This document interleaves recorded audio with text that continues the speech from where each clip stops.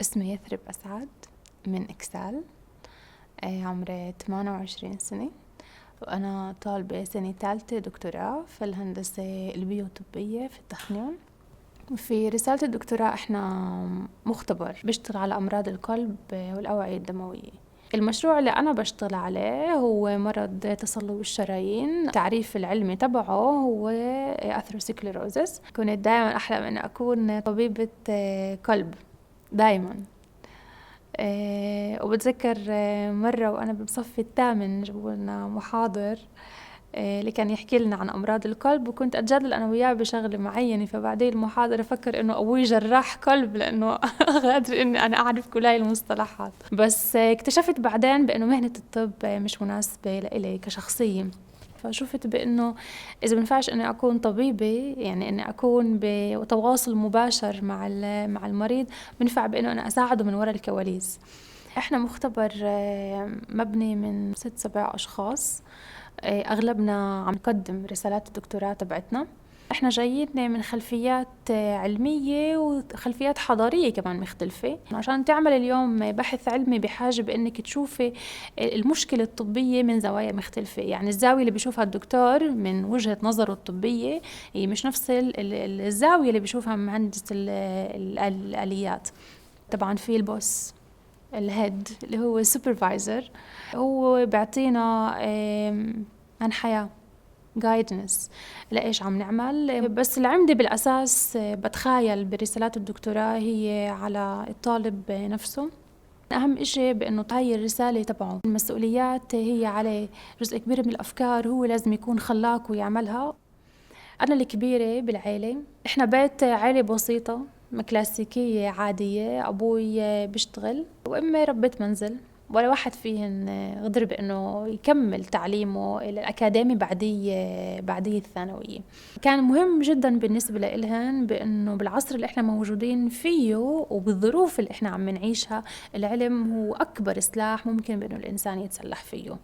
بالبلد عندنا كان في مدرسة ثانوية حكومية اللي من طبيعة الحال أنا التحقت فيها. التخصص كان كيمياء وفيزياء. أنا حبيت الكيمياء لأن أنا بحب الكيمياء، بس أنا الباشن تبعي أو الحب تبعي للكيمياء اتطور وصار أكتر شغف، لأنه معلم الكيمياء تبعي كان يعلم يعني بشكل ممكن بأنه يوصل لك المادة بهاي الشغف وبهاي الوضوح.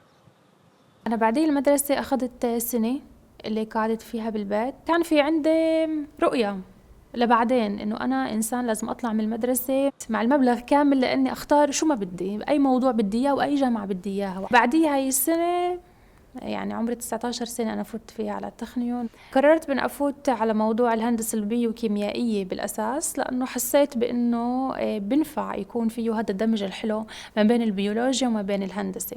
بعدين ما خلصت ال4 سنين بالهندسة البيوكيميائية حسيت بأنه في أشياء أنا كنت أدور عليها بس أنه ما لقيتها. الإنسان بعدين لقب الأول لازم يفكر بأنه إيش هو بده من الحياة. في ناس اللي بتتعلم لقب أول عشان تطلع وتشتغل، وفي أمور مادية بتشتغل بالها. إحنا بنعرف إنه بالأكاديمية ما فيش مصاري، إنه المصاري اللي بتاخدين هي أشياء بسيطة اللي هي يعني ما بتخليكي تستمتعي بالحياة بشكل كامل، مثلا سيارات وسفرات وإلى آخره. فبدك تتخلي شوي عن هذا الجانب، عن الرفاهي إذا فيك تحكي. وفي ناس بتدور على ذاتها، وهي الناس اللي بدها تضحي شوية من سنين حياتها إذا كان على الجانب الاجتماعي أو كمان الجانب المادي، لأنه في هدف أسمى. بعد ما أنا خلصت اللقب الأول وقررت بأنه أنا أكمل لدراسات الماجستير، كان الإشي مرحب فيه جدا جدا من الوالد والوالدة طبعا، وبعدهن اليوم يعني وين ما بدي حدود السما.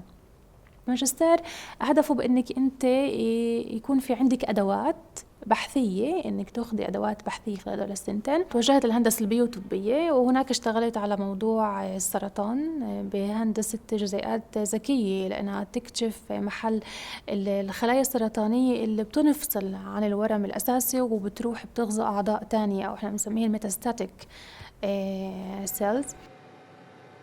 أنا بعد ما خلصت رسالة الماجستير كانت في حد المختبر تبعي مختبرات اللي هي بدها تنبنى بالصدفة هيك محكى يعني بيناتنا إنه شو هاي المعبدة، إيش راح تصير، إيش راح تعمل. وكان إلي صحاب من الناحية، يعني كان إلي صحابي كانوا هناك. نقطة جدا مهمة تكوني كمان حاسة بإنك أنت منتمية للمحل كمان من ناحية شخصية. تفوتي على الأتاريم، أتار كل فاكولتا، وبتشوف السوبرفايزرز الريسيرشرز اللي هناك، كل واحد بالدومينز تبعه بإيش هو بيشتغل. وممكن بإنك تبعتي له إيميل تطلبي بإنك تشوفيه بانترفيو فيس تو فيس، تخبري أكتر ليش أنت حبيتي الموضوع تبعه، ليش جذبك، وتشوفي هل في إمكانية مادية لتجنيدك، هل ممكن أنك تكوني أنت على منحة خارجية. طبعا لازم يكون في معاكي علامات معينة علشان تتأهلي انك تكوني طالبة دكتوراه. لما قررت أنا أتعلم هندسة كان الإشي واضح بالنسبة لي إنه الحاضنة الأكثر إشي ملائمة مع احترامي لجميع الجامعات بالبلاد هو التخنيون.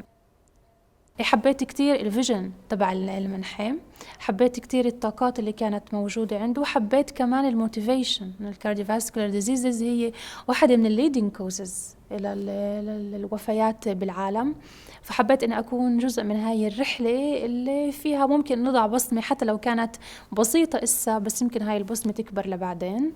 عنا بالمجتمع العربي بخافوا من البنت اللي هي بتكرس حياتها للعلم، بفكروا بأنه هي ما بتتحاكى. يعني إحنا شوية طبيعة شغلنا بتطلب إنه نكون بالمختبرات مرات بساعات غير نمطية. مثلا لما عندك تجربة مجبورة تعمليها، لما عندك مقال علمي مجبورة بإنك تسلميه، لما عندك مثلا جرانت أو السوبرفايزر طالب منك شغلة مجبورة بإنك تسلميها. لازم تختاري الإنسان اللي هو يقدر يتفهم ظروفك مثل ما أنت كمان ممكن إنك تتفهمي ظروفه بطبيعة الحال. حسب ما أنا كيف بعرف، يمكن أنا البنت الوحيدة اللي بالبلد اللي بتعمل دكتوراه في الهندسة. وإحنا لما بندور على شريك حياة بندور على حدا اللي يمسك بإيدنا ويساعدنا، لا يمشي قدامنا ولا يمشي ورانا، يمشي حدنا. تدفعي الثمن بشي مرحلة، بتحسي بأنه لو أنك ما اخترتيش هذا المسار ورحتي على المسار النمطي أكتر بمهنة اللي هي بحاجة لتكريس أقل من وقتك وطاقاتك، كان ممكن أنك تربحي فيها إنشاء عائلي. لما أنت بتقرري بأنه الإشي اللي عم تعمليه هو إشي مهم وأنت بالآخر عم بتحقق ذاتك، ففيش إشي اسمه أنك أنت عم بتدفعي ثمن. إذا في حدا بيدفع الثمن هو المجتمع.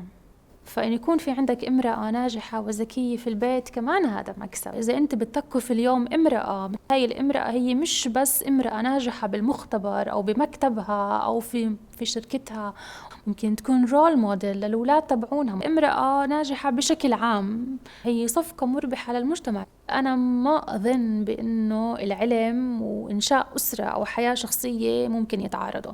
السر في أنك تعرفي كيف توازني بيناتهن وتلاقي الشخص اللي يساعدك انك توازني بيناتهن.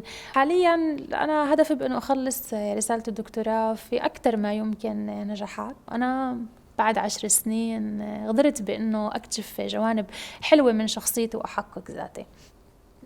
هدفي بانه حاليا انه اخلص مثل ما حكيت والتحق يمكن بشركة أشتغل فيها على منتوج كمان يكون في له من وراء أبليكيشن.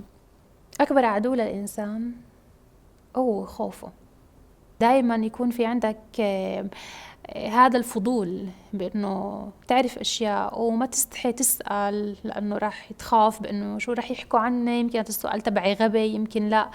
لأنه مرات إحنا بنستنى الفرص لنغتنمها، بس مرات إذا الفرصة بتدقش على الباب ابني لها باب.